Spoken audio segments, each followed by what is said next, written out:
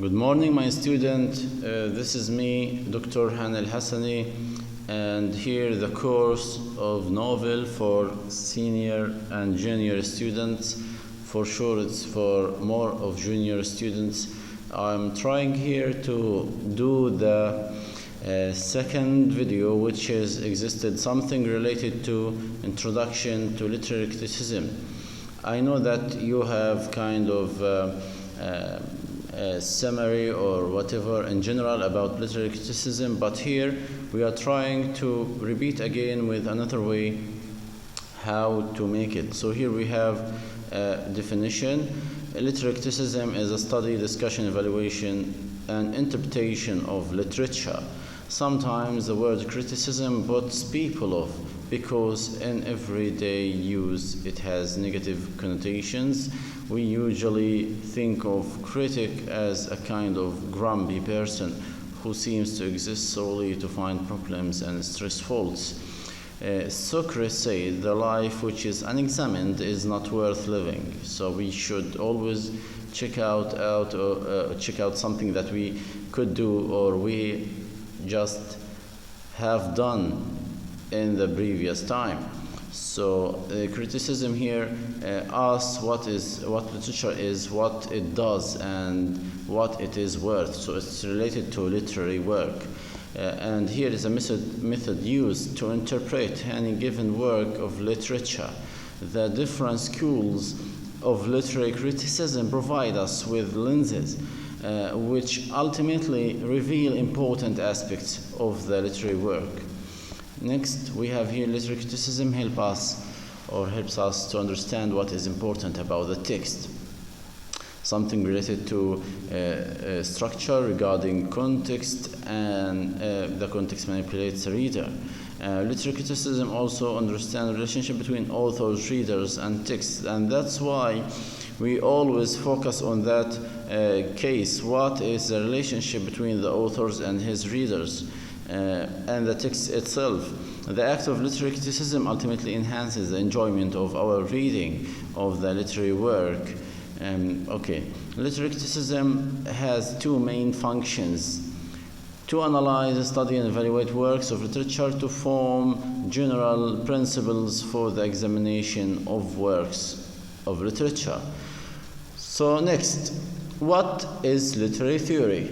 After we say literary criticism and we know the concept that build it on it, like how we can build up a new work or a new criticism, what are the concepts? So here we can say we generalize about phenomena and to develop concepts that form the basis for interpretation and analysis in this instance of literary text. Next, you are trying to study some paradigms. We have here some paradigms that is well known for the studying of theories: formalism, Marxism, feminism, psychoanalytic, reader response, structuralism, post-structuralism, and archetypal. So it's not only these, we have also many like modernism, postmodernism, colonialism, post-colonialism, author intention, biological, cognitive, moralist, queer, socio-political, and sociological, and so many more. So the point here for theories, you can check out any theory and find the concept of this theory, what it looks for, and after this you can realize, like if you have here modernism, it's about the reality. Most modernism is about our timing at the moment. We have colonialism and post-colonialism. Post-colonialism, like now, what happened to the countries in the Middle East after their colony and after the occupation. We have here queer, and we have socio-political, what happened to social and political life during that time or after. Here, the four critical variables of literary theory and criticism. So if you can read any novel or short story or a poem or any literary work like drama, prose, whatever, we need to look at the word as umbrella. We have the author, we have the context. From the context, we have some divisions like beyond the word, real word, other contexts. We can compare it with other contexts. We have here symbol archetype. We have here objective reality, and we have here ideologically constructed language.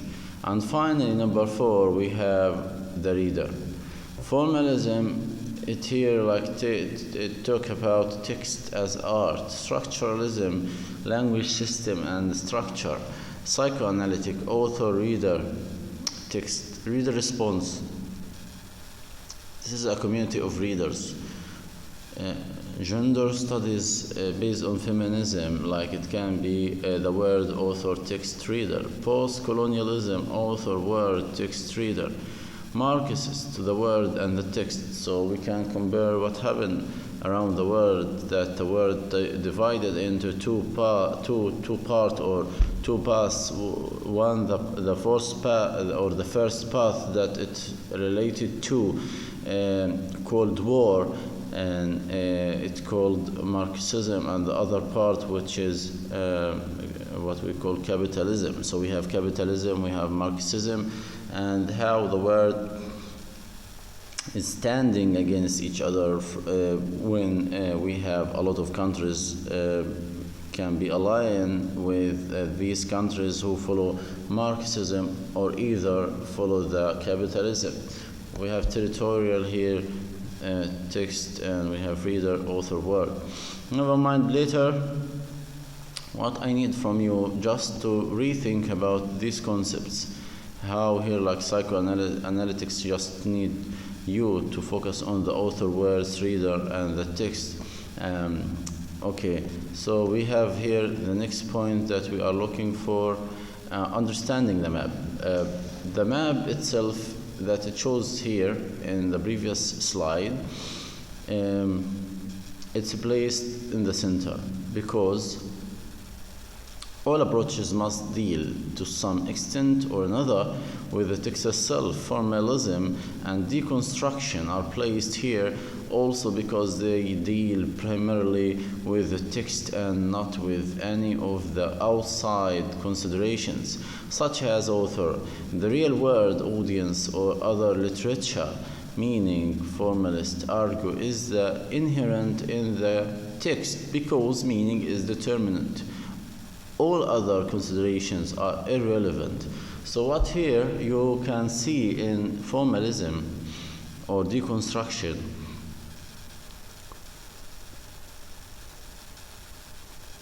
you can see that it reaches opposite conclusion. There is no meaning in language.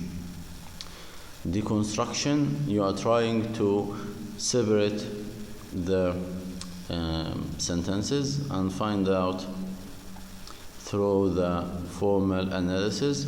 And here, when we have formalism and deconstruction, it's because it's the first way, or formalism is the first theory that started earlier before all these theories that I mentioned in the previous slides. So that's the point here. If we need to move next, historical approach relies heavily on the author and his word. So when we have like historical theory or a theory that's called new historicism, we will look at the author and his word via the era that he lived in, like whether he is in the 20th century, 19th century, 18th century, or 17th century. What is the exact century that he lived in, and what are the exact situation that he immensely lived in. An intertextual approach is concerned with comparing the work in question to other literature. So when we say this is intertextual, maybe page or intertextual quotation. If I say intertextual quotation, it means this kind of quotation, it's been taken from another work, another literary work. But in my work, maybe I manipulate it a little bit to make it something like closer to my style. And here we have to understand that intertextuality, it's a lot, and it's like you can find several examples in authors' work based on intertextuality. They can get the style, they can get some quotations from other work, and that's very important for you to understand when you analyze or criticize the work. Intertextuality, how you can feel based on your own writing for many literary work.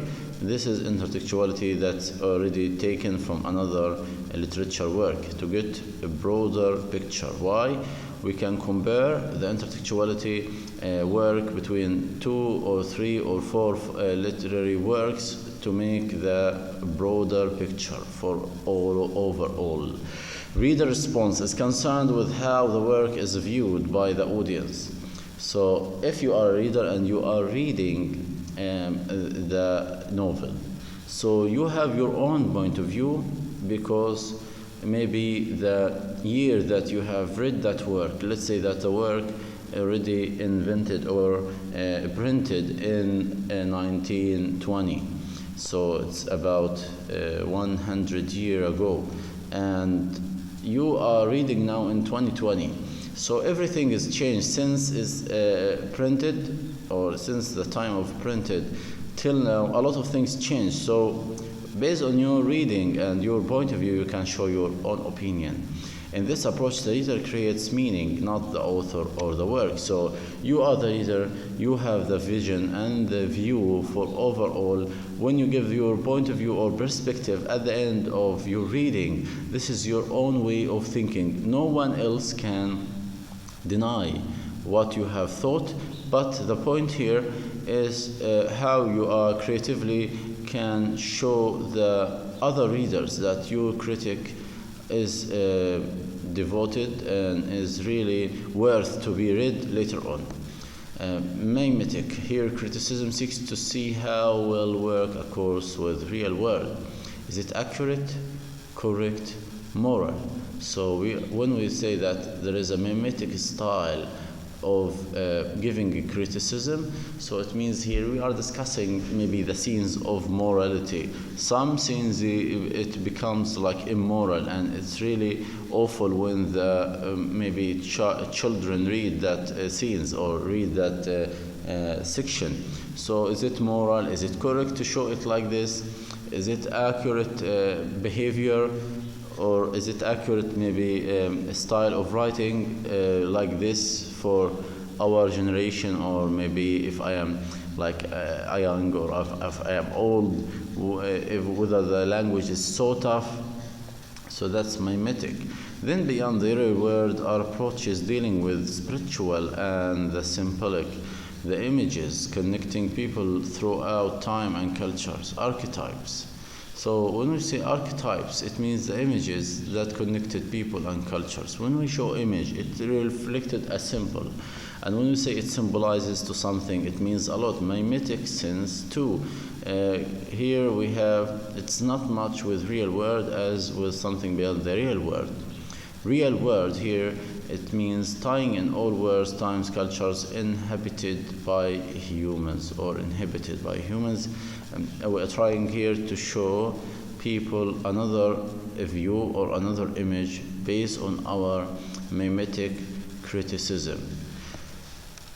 Psychological. So when we follow the psychological or psychoanalysis theory, we have to understand that it fits many places. So when we talk about psychoanalysis, it means it fits some places or many places. Why? Because here the psychoanalysis, maybe it already made for 1 century or for a group of people who live in such a special place. Historical, if diagnosing the author himself. So mimetic, if considering if characters are acting by real world standards with recognizable psychological motivations. Archetypal, when the idea of Jungian collective unconscious is included.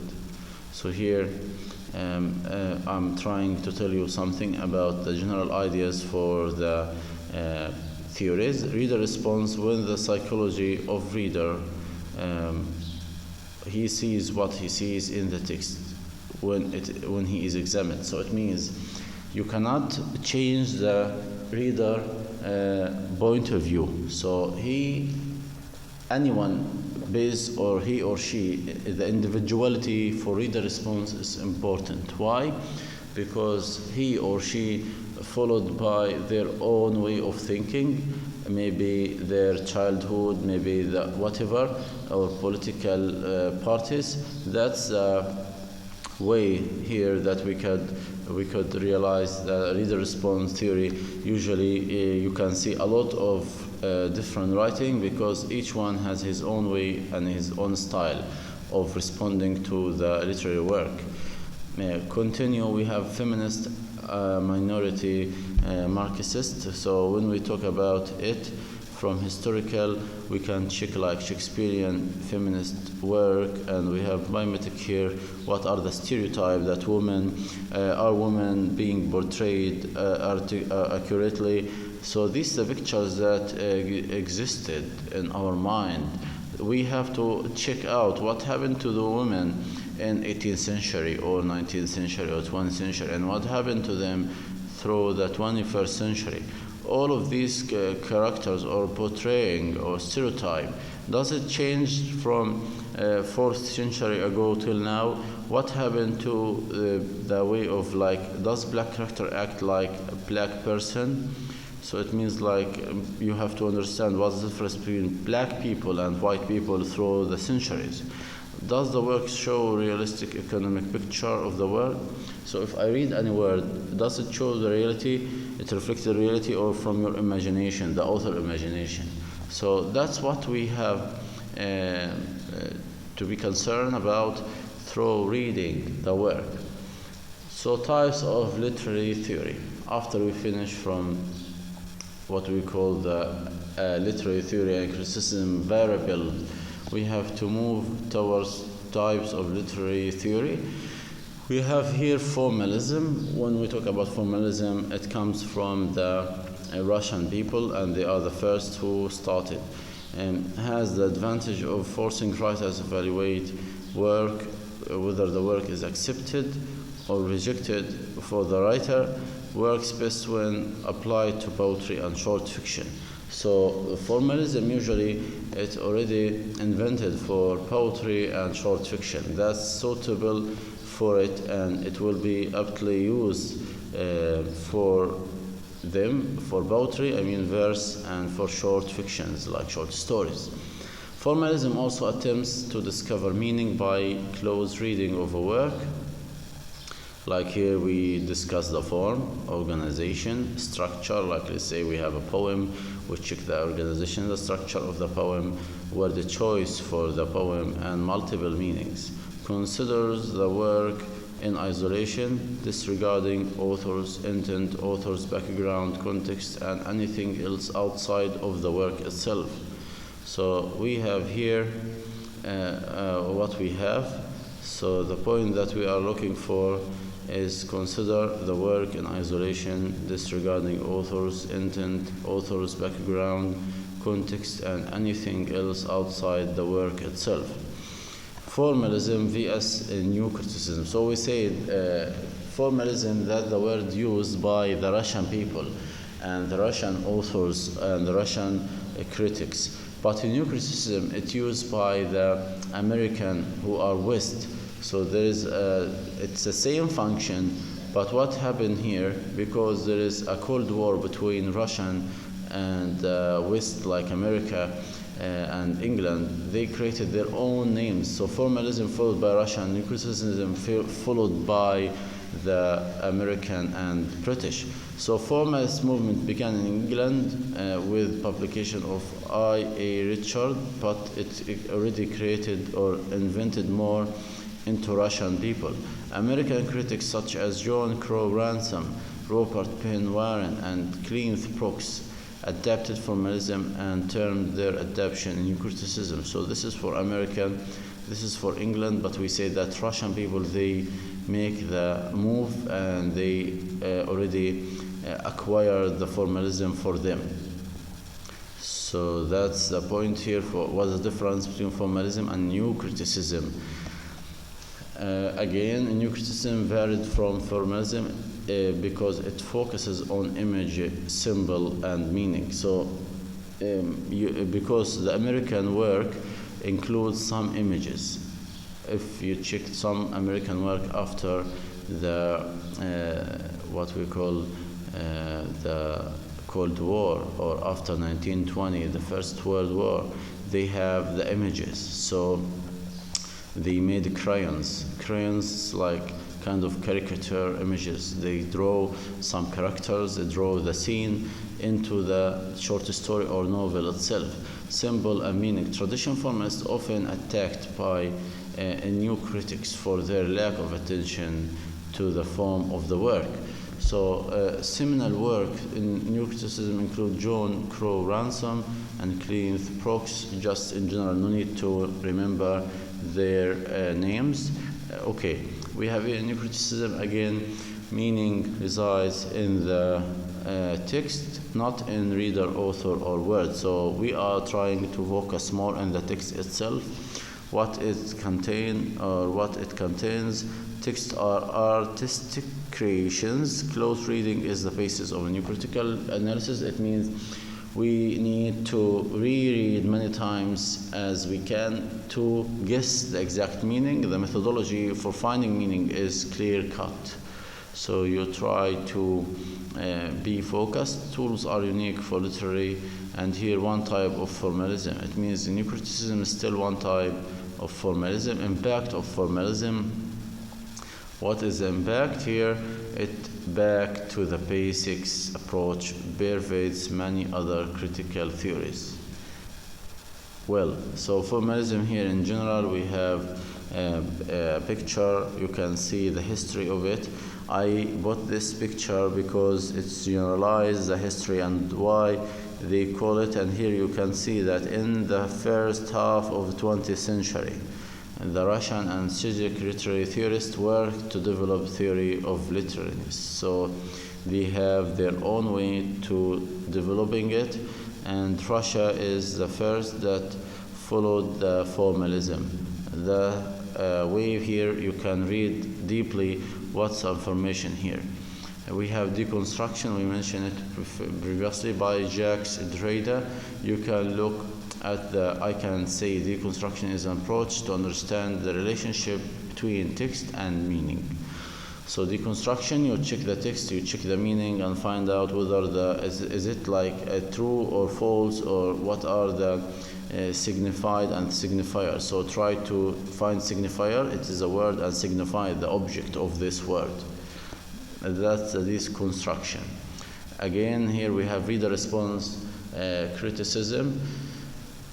You can see like reader as essential to the interpretation of a work. Each reader is unique with different education experiences. So you are unique because you have your own vision and your own explanation. The reader interaction with work, it's unique as well.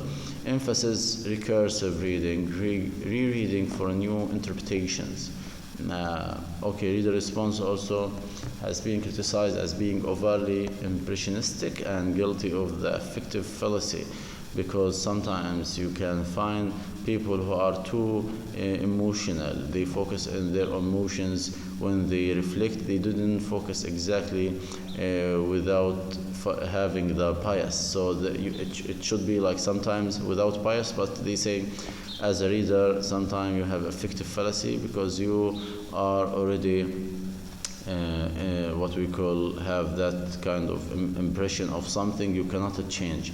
Less tactful critics have plainly said that it is not intellectual. These attacks resulted in the adoption of reader response criticism called reception theory. We are not here to talk about it, but we are trying again to say what is about reader response. A text truth is relative. Reader may reach same conclusion about the work. So maybe we can find 10 readers, they will reach the same conclusion.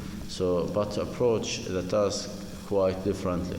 It means your way of conveying the message will be totally different than your colleagues. Reader response, here we have like reception theory, general reading public rather than individual reading. So sometimes they say like reception theory, we can collect general readers, like 10 readers individually, what are their opinions about the same work, same literary work. Therefore, each generation will read the work differently. That's the point. So if we collect their opinion about the work, like for people in 1920, it will be different from 1940, it will be different from 2000, and surely different for 2020. So that's the way for explaining that message. Here, reader response, you can read also kind of synopsis. For it, you can check out the synopsis, the information in general, how it comes, what is the history, and who are the practitioners, like I.A. Richard, we have Walter Gibson, and Norman Holland. So they are well known for reader response criticism. Structuralism, we have here meaning resides in the structure. So from the name, we can check or find out that it's related to structure. Structure of language as a logical science system determines meaning. So when we check any structure of language, we check the language, whether it's tough, easy, simple, intermediate. It can be used for children, used for adult or old people, or maybe all generations. It can be acceptable for all people all over the world. Two levels of language, like we have language and parole, everyday speech for parole, and language, it means like King's English. Interpret a text or part of a text by taking its language apart. Study word derivation, sentence syntax. So here what we are looking for, the syntax and the structure based on the structuralism.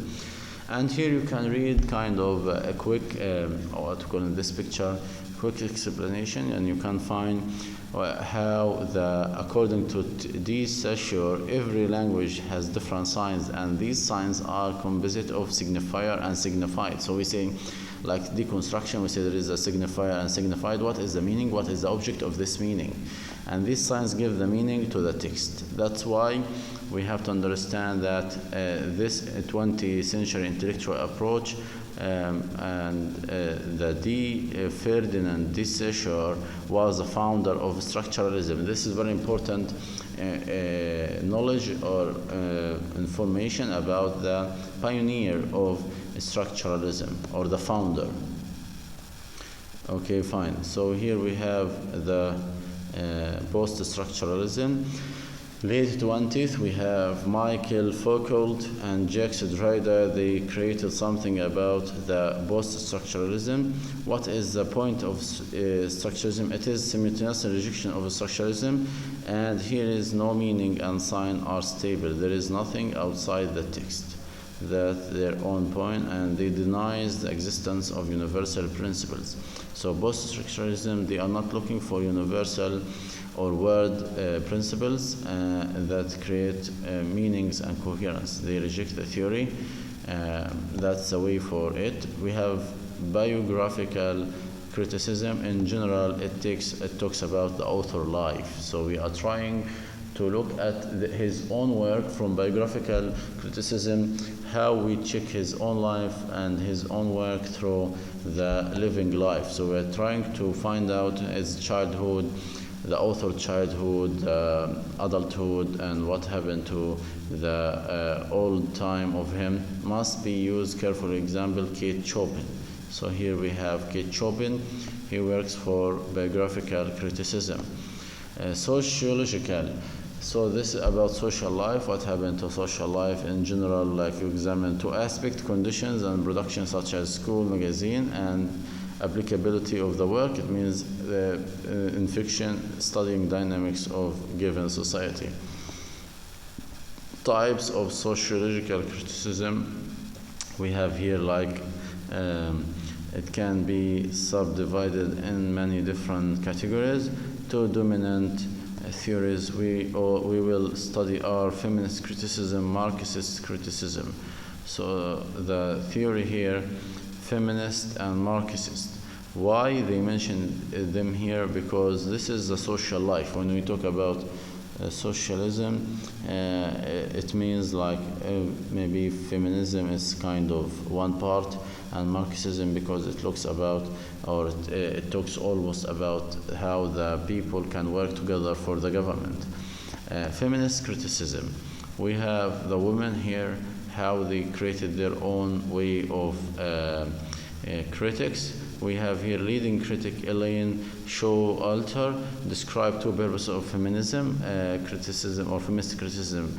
The first one, feminist critic, the analysis of work by male authors. So when we talk about feminist critic, the first purpose is that maybe we need to discuss the male author work. We have to take these works for male and trying to depict women's writing.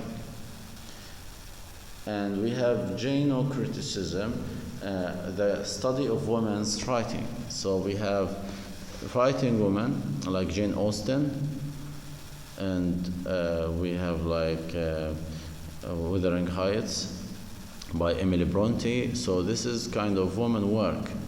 You can check Jane Eyre by Jane Austen as well and find how their own style. So this is called gynocriticism. Feminist critic, it means the female or the woman take the authors who are male to check out their own writing from their own perspective as a woman. So feminists also here, they are responsible, like we say, Kate Chopin. She was fairly widely published in 1890s. It talks about feminist critics, and here we have meaning is socially constructed. Texts have more than one interpretation. Texts are commodities, products of society. So you can also find, how to say, quick explanation about the history and from where it comes and who are the well-known authors. Like here we have Jane Austen, Frances Burney, Virginia Woolf, George Eliot. So these are the women that make the movement of feminism. They change the history for feminism, and you can read here the first wave for feminism, and we have here second wave of feminism, and last we have Elaine Showalter like in 1920, and the third wave we have 1920 female writing self-discovery. So this is something for your own knowledge. You can have a look at it, but it's important to know the most well-known authors, female authors. Marxist, we don't want to talk a lot about Marxism, but you can just understand for Karl Marx. It comes from Karl Marx and Friedrich Engels. They believe in the following: value is based on labor, يعني معتمدة على العمال والأمر الجماعي. So in the meantime, the middle class exploits the working class. That's for Marxism.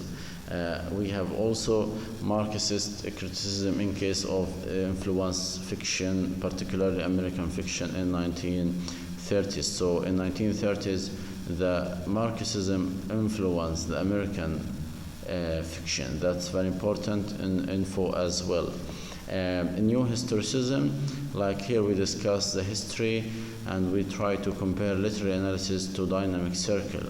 Dynamic circle that related to slavery, rights of women, the education, the middle class. So this is the history, what happened to the classes.